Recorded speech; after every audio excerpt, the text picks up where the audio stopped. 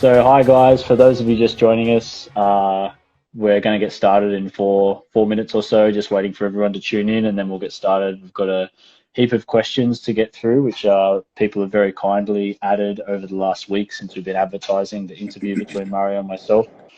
Um, and we've got a few topics that we'll probably work through as the interview goes on. So we're very fortunate to have Mario. I know it's a really crazy time at the moment with We're all the free. yeah, we've got all this I hear. time up our sleeves. A lot of people are not working, or they're made redundant, or some people are working but reduced hours. So it's a crazy time. Hello, so many familiar faces. It's great to see you joining us.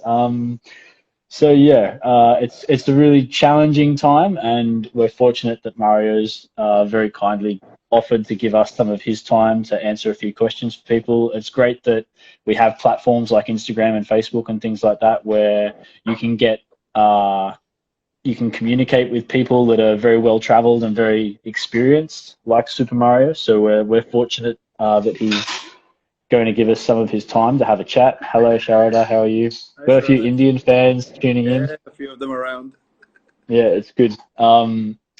So I was when I spoke to you just before, Mario, about just making sure everything was sweet to start the live session. I said, "Oh, how's London going?" And you said, "I'm not in London. Tell everyone where you are." Um, actually, I'm not a big fan of how do you say, sitting in one place and being locked up and that kind of stuff. So I knew this was going to be like this in London, so I decided to get the hell out of there and bought a ticket, took my wife, and we came away to Thailand. We're in Thailand right now, so we've been here for about a month now. We're going to stay here for another month. So nothing is happening better in Europe. So what's the point? Hi, Nikki. And you said that Thailand at the moment doesn't have isn't really affected too much by COVID-19. Not where you are particularly. I know we are about 3 hours outside of Bangkok, and Yeah. it's a beach. And this is the fun part. There is nobody in this hotel, just me and Christina. That's it. A Wow. You guys receptionist, have the whole hotel to yourself. all hotel to ourselves. Yeah.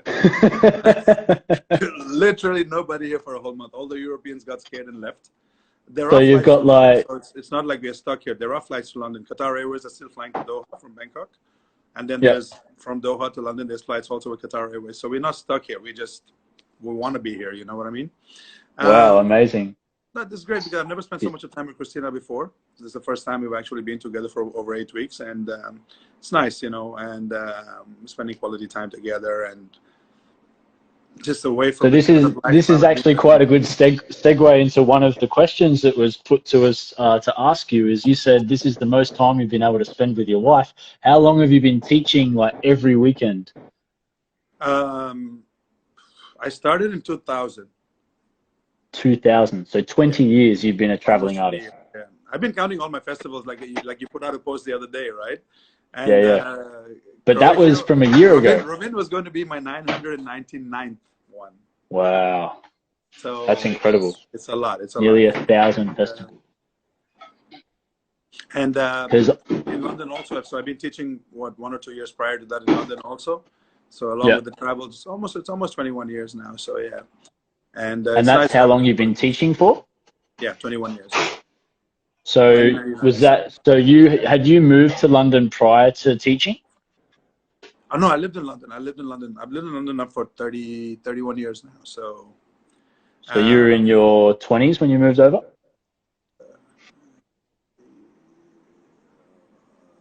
26, yeah.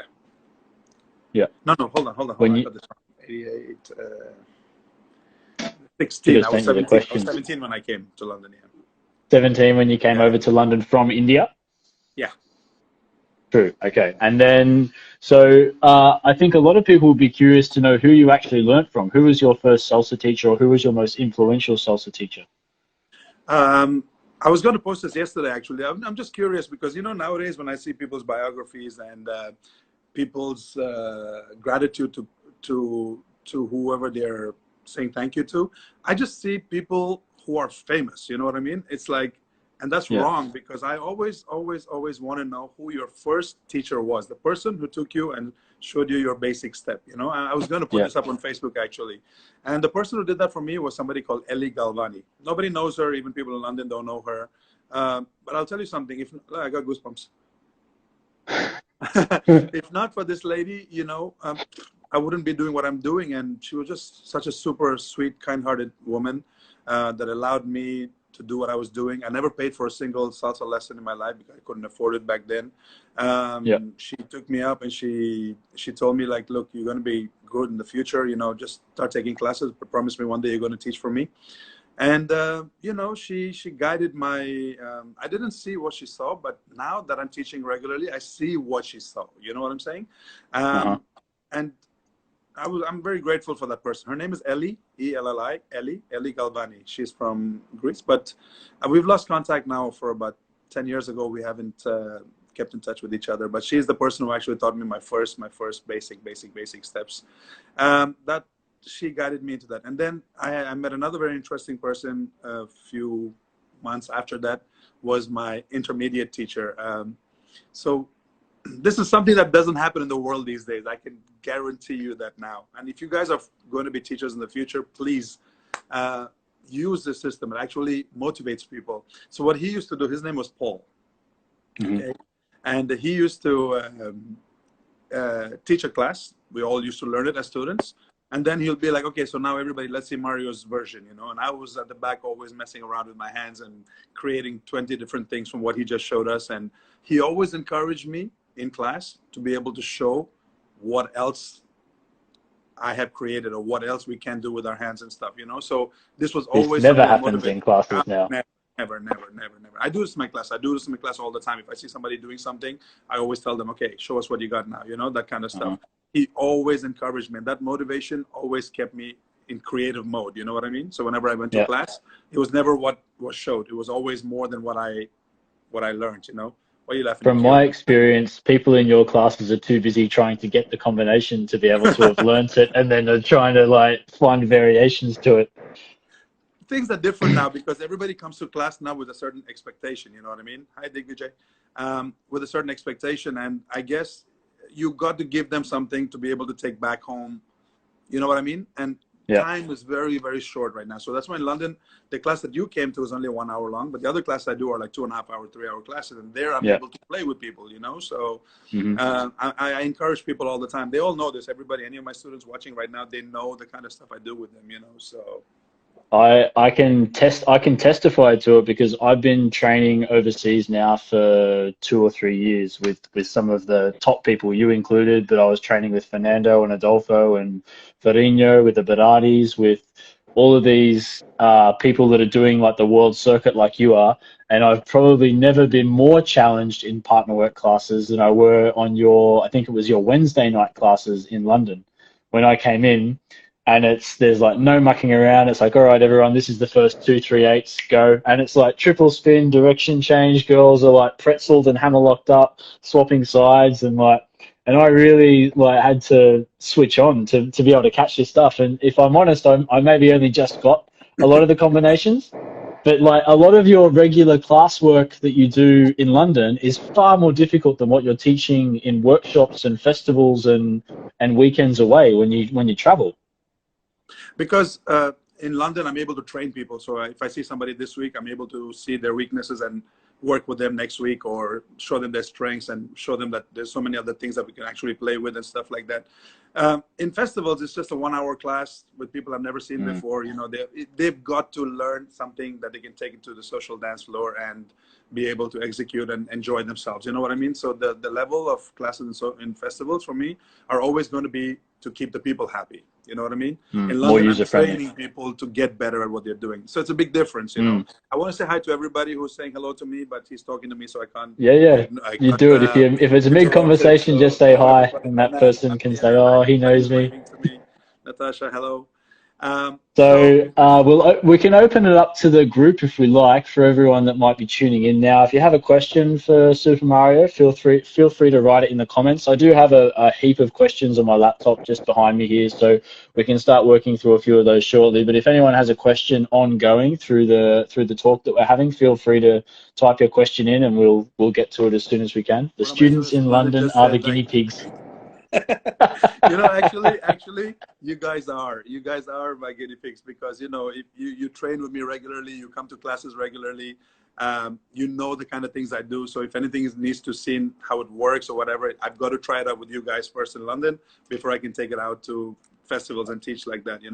Everybody keeps telling me that I teach very simple and easy classes in festivals. Yes, that is a fact. I do that on purpose because the majority of the people who come to learn want to learn something that they can take somewhere to practice in the evenings or the weekends or the future weeks or whatever.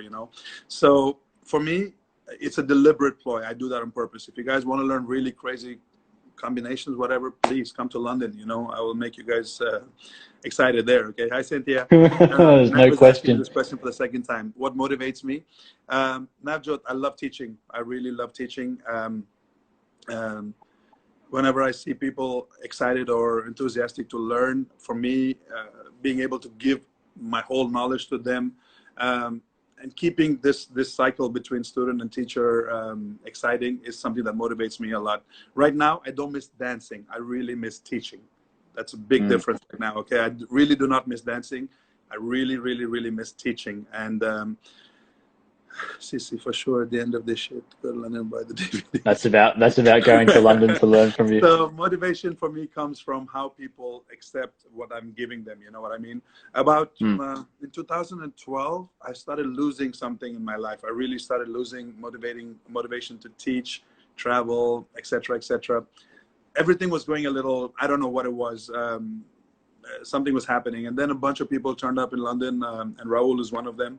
He was like the smallest guy I know on this planet, and he created something, a little buzz in me to start teaching again, and this motivation has just driven to where I am right now. And when just before we closed, we were on such a high, like really it was a really good thing that was happening in London for us. And but unfortunately it's taking a break right now. But sometimes I believe things happen for a reason, and I'm okay with this break right now because maybe I just need to reevaluate everything I was doing in life and what I want to do. And now when I come back, I'm sure everyone's going to come back, not taking what we have for granted, and wanting to dance more, wanting to learn everything that we can as much as we can, that kind of stuff. So I'm okay. I just miss teaching, but we will be back. That's absolutely something that I'm looking forward to. And I think we need a light at the end of the tunnel, and I guess this is something that we have right now. So hi Salam.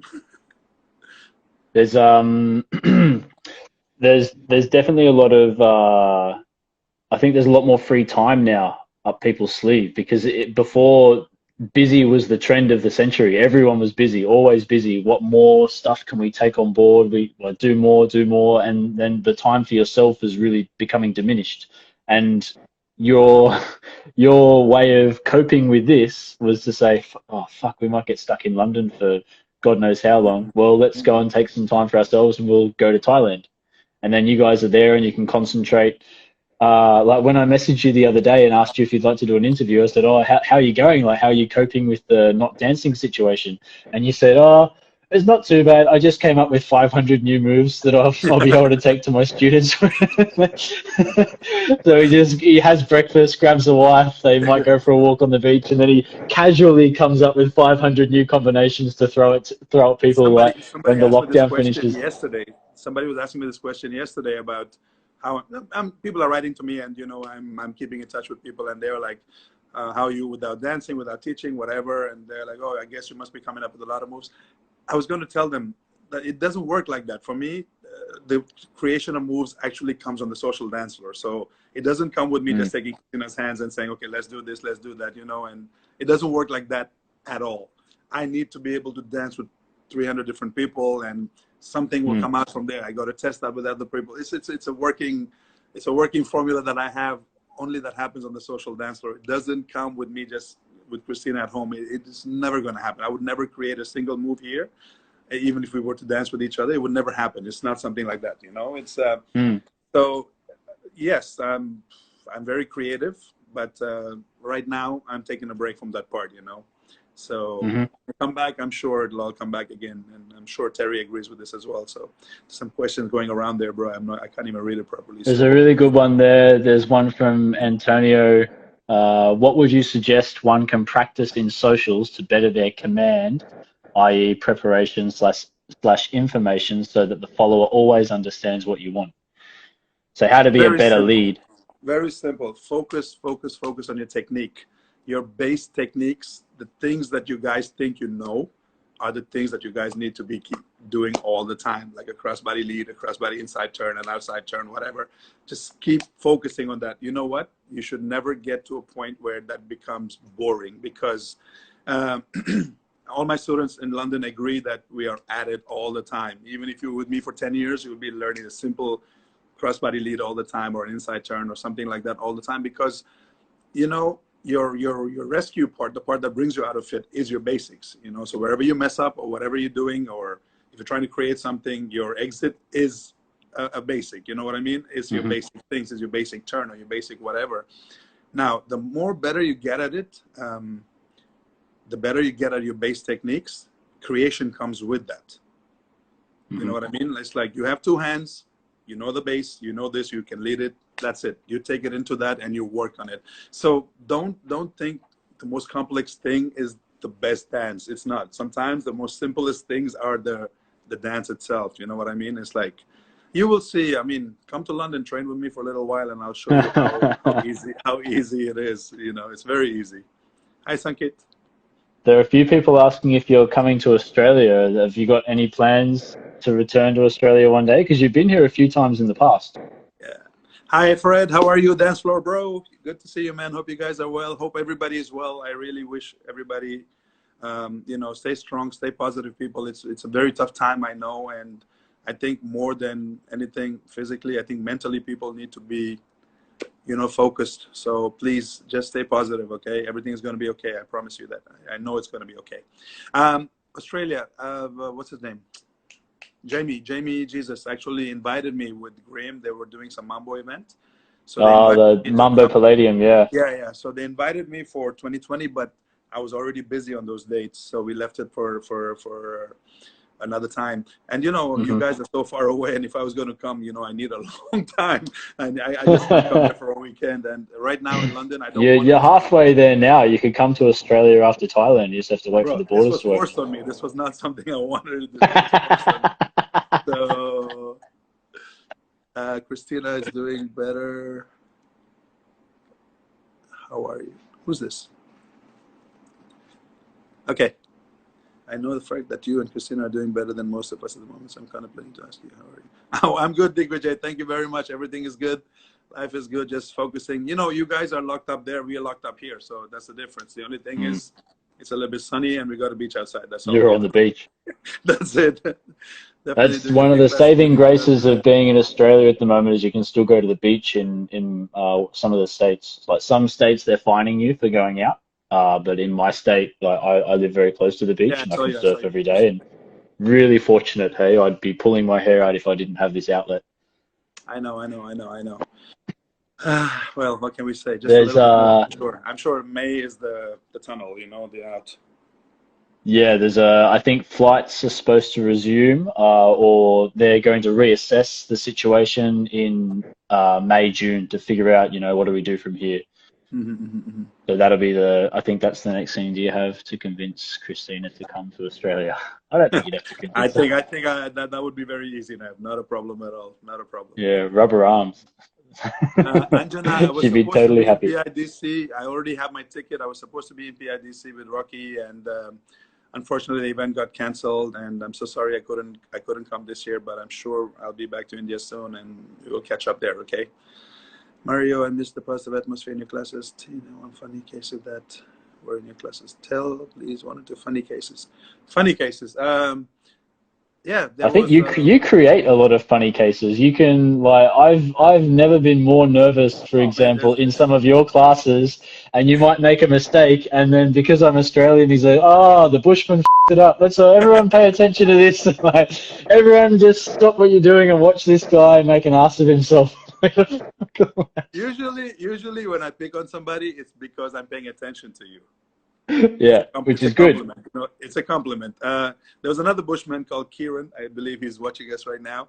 He Yeah. came to Munich to a festival and you know, wearing all his Mambo shoes and looking all cool and all his shit and stuff. I made people dance and he was doing his stuff and doing his thing. Like, and I was watching him and I'm like, he caught my eye, you know, and I'm like, okay, cool, he's not German. And then then came the partner work. Then came the partner work part, and man couldn't do a left turn to save his life. He did not know what a left turn was.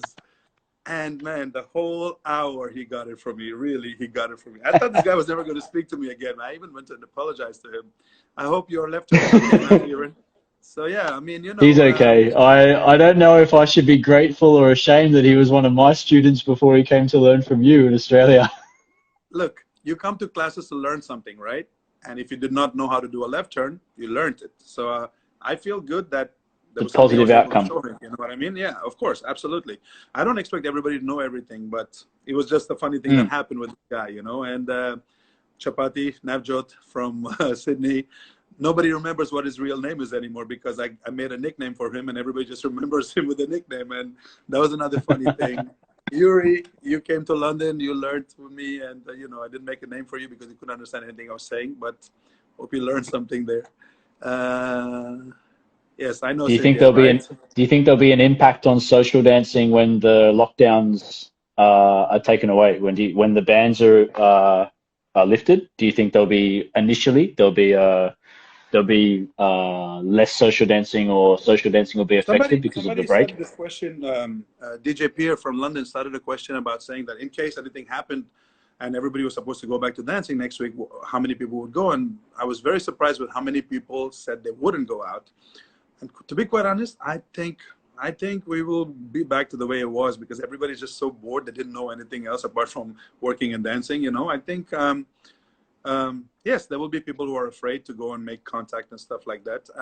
But I've just posted a video 2 days ago in China. People are already dancing bachata with masks on and they're full contact with each other. And the world will change, people. The world would be a changed place. I just think people will be a little bit cautious in the beginning.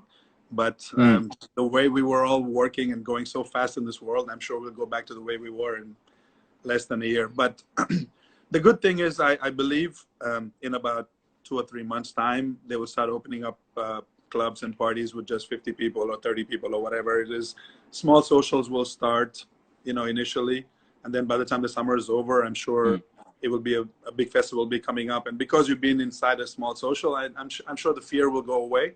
And you will get back to the way things were, but a little bit cautiously. The good thing now is, I believe, everyone will be hygienic when they go to the dance floor. You know what I mean? It's like There'll be alcohol sanitizers at every door. Sanitizers, masks, you know, whatever.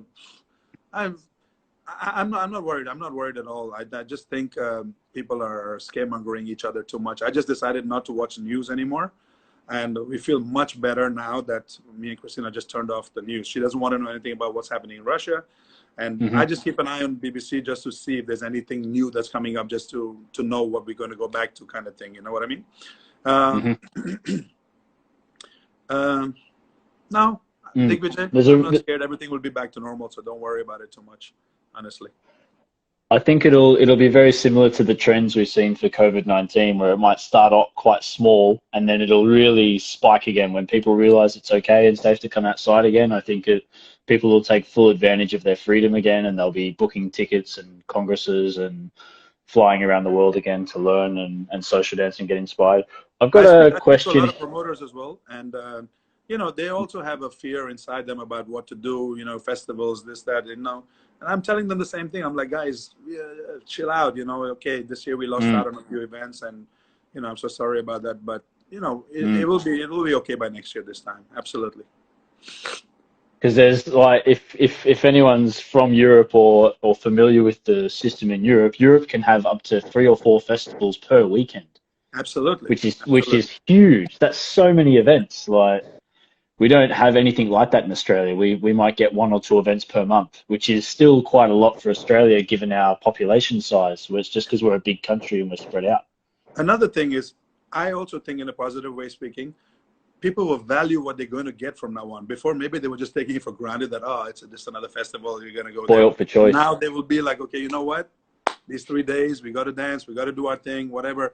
I think the community is going to get even more stronger. Trust me, it's a positive Bring us thing. together. Positive thing, absolutely. I think so. There's a few interesting trains of thoughts, and it's sort of encompassing a few different questions. But because you've been in the scene and learning and teaching and traveling for so long and all around the world, what do you think's the biggest change that you've seen from how it used to be in the past? Because there was a Congress that you sent me a picture of, which was 2001 or 2000 or something, a really, really long time ago in US. You were one of the first 2000. artists to ever, 2000. So one of the first artists from Europe, UK, to ever go over to America and teach. Did you notice any big differences in how they're doing things over there compared to what you were seeing in Europe back then? Currently or back then? Oh man, when salsa started, I was very fortunate enough that from the very third festival organized in the world, I was part of. So the story goes like this. There was a festival happening in Puerto Rico from 1996. There was it was organized by Bacardi. And it was like, it's a cultural thing in Puerto Rico, you know what I mean? So they had shows, blah, blah, blah. And then LA Salsa Congress started it outside of Puerto Rico. So in 1998, Los Angeles Congress started. So what happened was they decided to do, it's called a reunion. So they did a Puerto Rico, Los Angeles reunion in Toronto. That was the third festival ever. Outside of Puerto Rico, Los Angeles, Toronto was the third one. And somebody in London said, oh, they have this dance festival in Toronto. Let's go to that. I'm like, well, what is that? And they're like, oh, it's a place where people come to dance. And I'm like, oh, really cool. And I was working in KFC at that time and studying at university. So I had no money to buy a plane ticket, visa, whatever. You know, I couldn't do all that stuff. But anyway, I worked for like 4 months, collected money, got my plane ticket, got my visa, went to Canada. I went with 5 girls. So it was me and 5 girls, because the guys didn't want to go. And we all stayed in one room, 6 people in one room, because we had no money. Okay, and everything was in one hotel. And so we went out there, and then the Thursday night was a pre-party, and they had all the teachers coming out and showing, you know, all their skills and stuff. And we were just like, wow, we've never seen any international artists. We did not know what an international artist was. Because so back then there wasn't like YouTube and Instagram and Facebook. No, nothing. The first time in my life I saw Eddie Torres doing his thing. First time in my life I saw Caribbean Soul, La Salsa Brava, Luis and Joby, and all these people, you know. And my mind just, wow, just blown out. I was like a little kid in a candy shop, man, really. But the girls I went with, they were like, oh, this is too serious for us. The girls are too sexy. They're too nice. We can't dance really well. I'm like, see you later, girls. So I stayed at the party, and I was just doing all my moves, my combinations, you know, all that kind of stuff. And so that happened on Thursdays. Friday, we all went out, took classes. Saturday, we took classes. During the Saturday night party, the organizer comes up to me, and he's like, oh, man, everyone's talking about you, this big guy from London. You know, I believe you're from the UK. I'm like, yeah. He's like, can you do me a favor? I'm like, what? He's like, we have a slot for a class on Sunday where one of the teachers can't come from New York. Can you take over? I'm like, what? He's like, oh, don't worry, I'll pay you back your money, your flights, your hotel, everything. I'll give you back everything. I'm like, oh, okay. So I went there. Back then, we only had 2 rooms, room A, room B. Okay, whatever. There was we didn't know what the hell. So they put me in a room, room B, and I had like 600 people around me. The stage was in the center of the room. And I was shaking. Jesus Christ. Shaking, not because of the people, shaking because all the teachers that took classes with the weekends were standing and watching me. And I was like, what the hell, man? Then I was shaking. Susanna was my dance partner. She turned me around. She said, Mario, just turn around. Don't watch them, you know? So I did my class. Right after the class, some people were there from Europe, and they were like, oh, you know, what's your name? Where you come from? Oh, I'm from London. My name is blah, blah, blah. And they gave me they took my email address. I had to write it down. And then in 2001, was the first festival that happened in Europe. It was in Holland. And that lady who took my number called me. So then I started teaching in Holland, and it just snowballed. It escalated from there. It just became, and I was the only the artist who's become who I am without making a single show. this is something that I found really interesting because I you're not a haven't proved performer anything or a to anybody competitor, from the beginning. Nothing. and but there is one example in your career where you have been on stage and danced. See, back in the days, a long time ago, they used to have on Friday nights, all the artists had to come on stage and do a demonstration. You know, I think it was mainly to show people that we were there, and secondly to show what we are here to teach. You know, whether it's on one or on two or whatever. So on Friday night, everybody had to do a little demonstration. You know, and that's what we were. Hmm. It was not really a show, but it was a little demonstration. I've never done a show. I'm referring to a scenario where you were asked if you could just do like a Suzy Q and maybe a basic step on Ah, stage. I think it Yamule, was it in. was a boot camp. Hi, Berzad, Yamule. But I heard from people that seen it. They said they've been watching shows for as long as they've been dancing. They said the audience for that particular show was the wildest they've ever seen an audience go. And all you It's did because it's really because unfair. It's really unfair.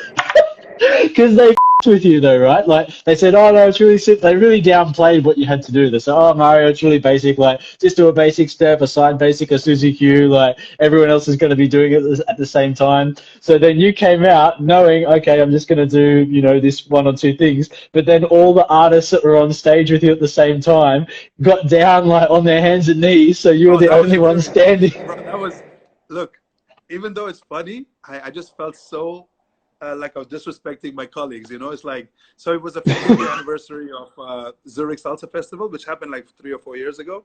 And Francesco from Grupo Alafia decided to make a little tribute to the festival with all the artists. So there was Tropical Gem, Adolfo, Terry, everybody and his mother was there, you know. So they all Yeah. came, did their thing, Euphoria. They did their drama. They all came, integrated with each other, whatever. And Francesco, Mario, just walk on the stage. You don't have to do anything.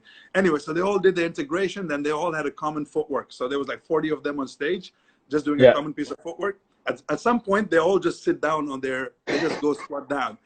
All I had to do was walk on stage. I just walked 8 steps here, 8 steps there. The fucking room went mental. And I felt so stupid because, you know, it's like all these people have just been dancing. I just walked and I did a Suzy Q and that's it. The song finished and we And all they, took they a all bow. lost it. Man, this. Oh, Tamba was there. Hi, Tamba. So for me, it was like, you know, I don't like being on stage. I really don't like the spotlight. I really don't. Because I've never, I love watching shows. I love supporting all my friends. I love supporting all the artists. I stand there, I scream for them. I make all the noise. Everybody who knows me know that I'm always in the front. But it's not for me, you know, it's not my thing. It's not my cup of tea. But give me a microphone, put me in the center of New York and make people do a basic step. No problem. I can do that. But Yeah, you have shows, no I don't like problem. You have shows. I no don't like problem shows. getting everyone involved. That's No, no, definitely no. for sure. It's not my thing at all. But- So over time, because you were there for some of the first congresses that had ever happened in the world in America and in Europe, how did the introduction of technology into the world affect the scene? So I imagine before like smartphones came about, it would have been a very different learning experience, and that's probably what initiated the rise of like the DVD, the salsa DVD, and taking those to Um, congresses to provide people with content. it was the other way around. DVDs came first, and then the social media came after. Yeah, yeah. So that Um, was like that was an opportunity for people to learn who might not have been able to go overseas and travel. They could buy the DVD yes, and then that they was the get the idea. That learning was the idea opportunity. behind it. Mostly everything that we people in salsa do are ballroom concepts. So ballroom people were always doing this. So they traveled with some kind of DVD or something. So we were like, you know what? Let's do the same thing. So it came from a Hmm. ballroom, from a ballroom perspective. Yes, after we finished the festival, and you know, I came to the States, and people were like, oh, you know, this guy's got some really cool moves. Let's buy his DVD. They practice, whatever. It was a nice learning experience because people came to classes because they knew that the information we were going to give them was only available that 1 hour in a festival. You Hmm. know what I mean? Then the DVD concept where people are learning. So it's like an extended part of we finished a 1 hour class. A DVD is something that they go home and practice with. But then Mm. came YouTube. Now this messed everything up because there were people became lazy. So instead of staying for 1 hour in a class and learning something along with the instructors, these guys were like, okay, let's learn the part that we just see something. So people before were much better technically gifted dancers than people who are now. The difference is very simple. Before, when people were learning how to dance, they were listening to things and learning how to dance. They were listening to information and putting that into their system. It became, let's watch and put that information into our system. It's a completely different thing. When you listen to the technique and you learn and you practice and you put it into your dance, you become a much solid technical dancer than if you were just watching something and putting it into your dance. You were just copying something, you know what I mean? It changed. It changed drastically. People stopped taking classes. And the people who do come to classes are people who are not technically solid. You know what I mean? It's like everybody just jumps groups or whatever, and you say an advanced Moves class, up the ranks too quickly. in there. And whereas before, if it was advanced, trust me, it was advanced. You know, everybody came to one point. And I did tell people this a long time ago that YouTube was going to mess around with our dancing, but again, it was just messing around as in like, we still have a lot of festivals, people still come, there's a million people who still take classes, but the capacity of technique was lost a little bit, that's all, you know. So there was a really good question there from Juliet, and Juliet asked, did students ask more questions in class before there was social media? Absolutely, yes, because like I said, they were more with us, you know, in terms of class. All instructors prior to YouTube, like Tito Tamara, Tropical Gem, who else is that? Luis Vasquez. All these people agree that people back then asked a lot of questions, and they were connecting with us verbally and through hearing. You know what I mean? We were learning like this instead of with our eyes, and it's a big difference, you know. And Luis Vasquez would be the prime example to ask in this department, because he's been there from the beginning, you know. So that's sort of covering the transition as the introduction of social media has come about. What do you think the biggest changes are now that you're teaching congresses right up until the ban? Like, I was with you in London in January before I came back to Australia, and we were doing congresses every weekend over there. So what, over the last 20 years of congresses and touring and traveling, being an artist, what do you think the biggest differences are now from students, from teaching, from the social dancing that you can... Opinions. Everybody's opinion has become too much, you know. They do this much, but their opinion is that much, you know. It's everybody has an entitlement to their own opinion, but criticizing, like, see, I'm good at this, I'm good at creating partner work, I don't have no style, I don't do like footwork, this is me, I create. But people, oh, Mario doesn't know how to dance, Mario doesn't know how to do this, Mario doesn't know how to do that, Mario, it's just become like blah blah blah blah blah blah blah this. Terry that, Terry, Adolfo this, Adolfo that, Tropical Jam, you know, it just became too much of, before it was very simple. When Juan Matos came out to do a show, we were like, oh, this motherfucker's bringing some style, you know. When Eddie Torres came out there, he's God, he's been with us forever, he's given us this whatever. Tropical Jam came out, their shows are going to be off the, you know, it's like, we knew everybody was unique and everybody brought their own thing. So when people, but now everyone's just so critical about everything, complaining about everything. Like, you play a wrong song, they leave the room, the floor is not good, they get out of their room. And we danced on the road if we had to 20 years ago. You know, we had so much, we knew that this was something that God gave us, and we have to appreciate what we have. And we would dance to any song, anywhere, to any temperature. Yeah, you know, we didn't complain so much. Do you feel like it's because now dancers are almost spoiled for choice, like particularly in Europe? Well, and there are too much. There's too much of choices for them, and too many things to get their head into, and it's just it's all going to change. When we get back, we are going to dance on the road again. We are going to dance to shitty music. We are going to have the same thing. You know, they say history repeats itself every 30 years. We are in that repeat process right now, you know. And I say this to everybody, you know, they're not going to take it for granted anymore. It's like they are going to actually get attached to things now, even more closer. it's in some ways it's providing a double-edged sword because with so many congresses around the world available, like we were just discussing, there can be up to 4 congresses per weekend in Europe. Because the dancing population is growing, some congresses are becoming more niche. So you'll get like a mambo weekend, and it's just mambo, or it's just salsa, or you'll have like bachata festivals are popping out of the ground. There's just so many bachata or kizomba festivals or zouk festivals. So it's because we're so spoilt for choice for congresses. Whereas I believe in the past, I haven't been on the scene for that long at all. I think it's only been 8 years. But when I would go to a congress, there was no salsa room, bachata room. It was like it was all in the one place.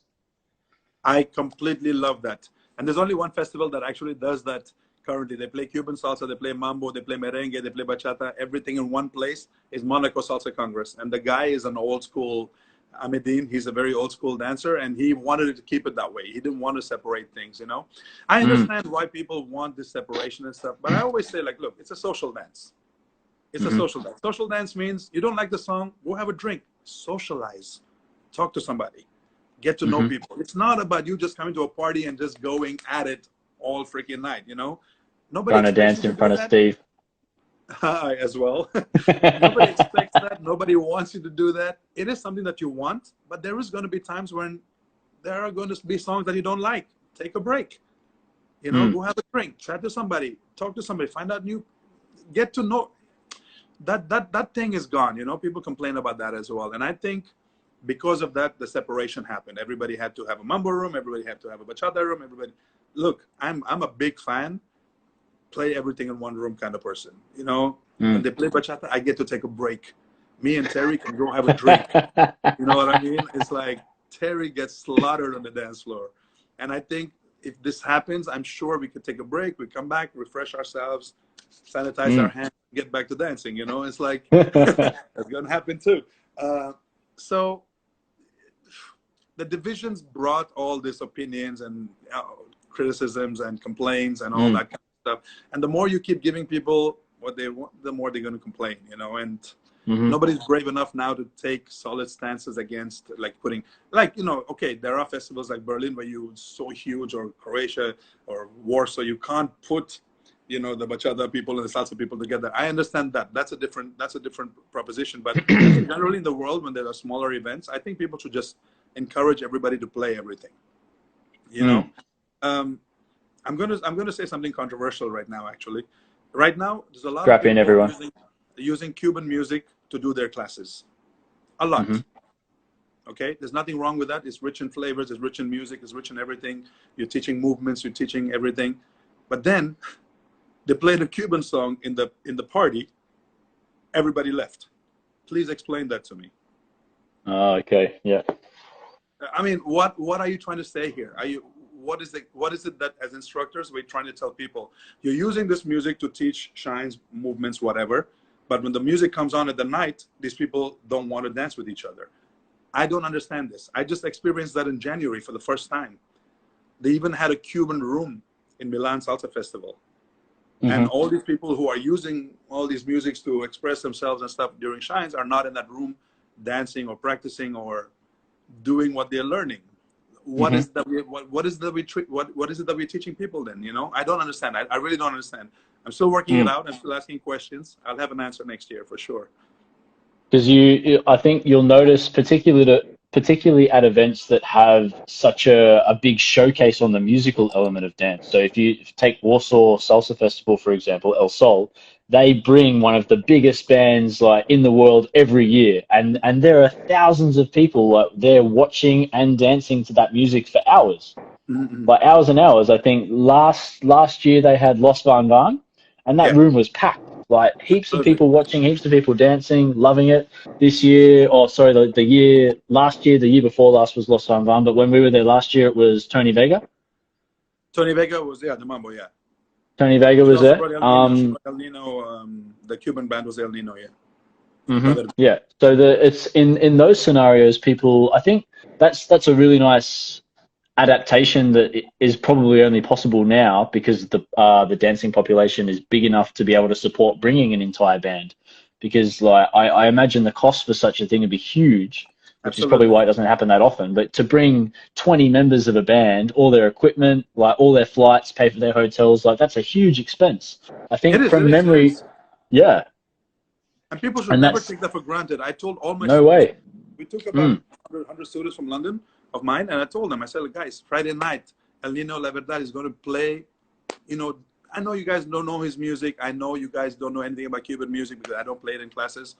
Uh, Go there, watch a live band, watch how they interact, the music, you know, the instruments, get attached to something, you know. So when you come back out of this, that experience will bring you to get attached to one thing, and then you guys can start following that musically. You know what I mean? It's like if you don't see it, you don't know it. mm. I told them this. I said to everybody, go watch the bands. You know, it's very important to keep that part alive. Absolutely. Mm. Is there anyone in particular that highlighted the importance of history or history of salsa or history of music to you? Like any of your teachers over time or influential people in the scene that have For me, for helped me, you? for me, the philosophy of Eddie Torres was something that I've always followed. I mean, I respect him so much. I thank him for bringing what he's done for us in the salsa scene, mambo scene. His classes were always something that me and Leon Rose, I'm sure you guys all know. Hmm. We used to go to New York and take classes with Nelson Flores and with Eddie Torres all the time, you know. Hmm. And the things that Eddie Torres told us when we were learning, when we were coming up, were like just things that made a deep impact in the way I do things now. For example, the thing I will never forget that he said was, you know, when you're dancing with somebody, it's like a picture. You know, the woman is the picture, the guy should be the frame. You know, like Mm, you pay attention. Nobody looks at the frame. Everybody looks at the picture. correct. You know what I mean? So he installed that thought in me that I don't care where I'm dancing, who I'm dancing. My eyes are 24/7 on that lady, whoever I'm Mm, dancing with. I don't care if Steve's filming or Social Dance TV is filming. My eyes are on that person. You know, I got to make her look good. I got to make her feel comfortable. I got to make her. And this is the kind of thing that I like. I love this kind of philosophies that he actually put into us. You know, and I'll always be thankful to him. He was a big influence. In the way I thought things. Another person I want to say thank you to is somebody you guys probably seen in my DVDs. Her name is Susana Montero. She's a great friend of mine, and she did something magical that kept us very humble. You know, she studied psychology, so we always listened to everything she had to say because we were young. Me and Leon Rose, we were just stupid. You know, we were like, oh, we got the moves. Let's go out there and do our thing. You know, but she always installed. Gratitude in our lives, as in, like she said, if you guys do what you're doing right now, your life will be this much in salsa, but if you guys do it like this, you guys will last longer. So I thought, you know, the bigger picture would be better. So she was always like, be humble, be nice, dance with everybody. And she said something to me that I will never forget. She said, for you it's just 3 or 4 minutes of a dance, you know, but for that lady it's a memory for a long time. And I always keep that in mind when I dance with anybody, because I always think that creating memories is what life should be all about, you know. And mm. really, like with two people, not through a phone or through a camera or stuff like that. Hmm. So she was And somebody and that. this is a really good example of you walking the walk as well as talking the talk, because exactly what you just explained then is true every time you go to a congress, every time you go to a festival or to an event with dancing involved. You'll see a line of girls waiting for Super Mario to social dance with them. And one thing that I also really like about you is, despite your accolades and experience and how long you've been in the scene, you have no dramas talking to anybody. Like someone can come up and ask you a question, and you'll talk to them happily for a really, really long time. When we were in Budapest together at the All Stars Festival, I think I caught up with you in between classes or social dancing. I was like, oh, hey man, what's up? What have you been up to? And you said, oh, I was just chatting to a random person for 2 hours about salsa. Like, and artists don't do this. Like, not to my knowledge. Like, some of Again, the biggest again, names. Susanna is the person who, you know, like I told you, I've always treated this as um a very good hobby and a passion, and it pays me. You know, I'm fortunate enough to have that in my life, but it's the people that make us. You know, if you Mm, don't give those 10, 20, 30 minutes to people, who are we? What are we? You know, it's like, it's nothing. I mean, really, if I got the time, I would spend it with people. It's nothing whatsoever. It's when they get too serious, okay, then I got to calm the situation down a little bit. But it's nothing at all, man. It's something I am. And you know what? I told Christina this yesterday, also my wife, that I'm missing this. I'm missing this communication with strangers and people. And you know, here I got the swimming pool guy who doesn't speak English, and the receptionist. That's it, and my wife. You know, and so it's like it's just me. I just enjoy all that kind of stuff. I really do. I really do. Mm. It's absolutely nothing at all. And I think that's a fantastic element to the scene, because it's taking what Eddie's done and what Eddie's continuing to do, and the people that have learned from Eddie in whatever capacity it might be. It's being taken from people like you who go and teach to thousands and thousands of people week in, week out, and those people are taking those positive vibes that you're giving out through your teaching, and hopefully that just helps spread the positivity. It's all about that. Look, I'm not doing this consciously. I'm just doing it the way it is. I'm doing it the way I am. You know what I mean? We do have a lot of artists who do have time for people. We just don't see it. Maybe we're not looking for it, you know?